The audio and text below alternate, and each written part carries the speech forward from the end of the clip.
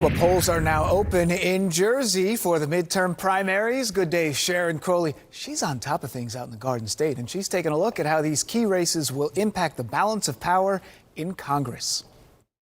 I think you really fall back on that affordability issue that is on everybody's mind. You can't escape the gas pump. You can't escape the grocery store. The high cost of just about everything, likely a driving force in who New Jersey primary voters pick to be on the ballot. Voters go to the polls Tuesday.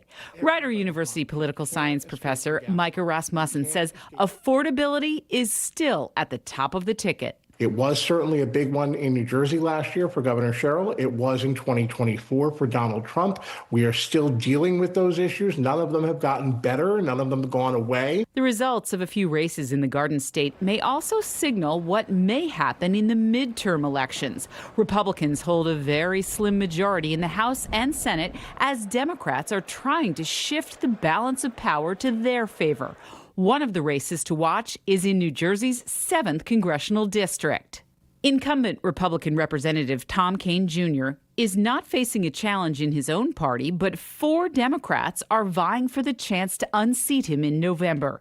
He's made headlines recently for his unexplained absence that could hurt him in the fall.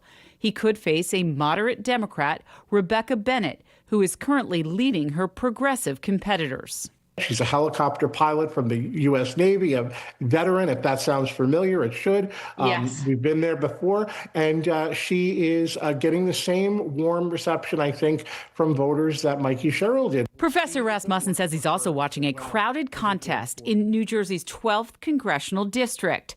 A controversial far-left progressive, Dr. Adam Hamaway, has been endorsed by Senator Bernie Sanders. If he wins, he may face tough questions about his past ties to a militant Islamic cleric. I do think that the more appealing the candidate that the Democrats or that the Republicans pick, the more that they can think ahead to November, the better their chances will be. Sharon Crowley, Good Day, New York.